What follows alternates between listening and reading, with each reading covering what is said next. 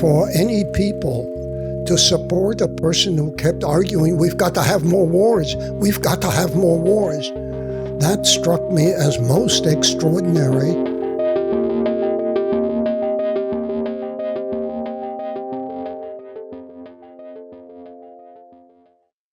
My name is Gerhard Weinberg, and I'm a retired professor of history from the University of North Carolina at Chapel Hill. Dr. Gerhart Weinberg is one of the world's most prominent and most unlikely scholars of World War II. Born in 1928, he grew up in a Jewish family in Germany, but escaped to the U.S. in 1940 when he was just 12. He spent the past 7 decades studying the Third Reich. In the late 1950s, he even found the unpublished sequel to Hitler's Mein Kampf and helped get it published, so that readers could better know the twisted ideology of the man who led the world to war. I visited Dr. Weinberg at his home in North Carolina with a question in mind. What was Hitler's biggest mistake, and how did that mistake change the course of the war? Much of this culminates in the year 1938. The specter of World War I dominates thinking. People remembered their brother, father, son, who had been killed or wounded in that war. Europe is still reeling. France and England have barely begun to rebuild and rearm.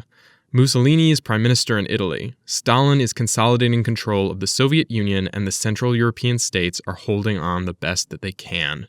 Amid all this, Germany is ready to start a new war under Adolf Hitler. He is saying to himself that we started rearmament on a major basis.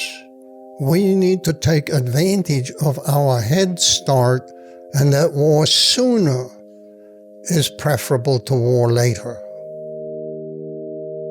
But he's not just going to attack. He's going to incite war. Like a playground bully, he singles out Czechoslovakia and tries to pick a fight. He demands that they hand over their border territories where many people of German background live.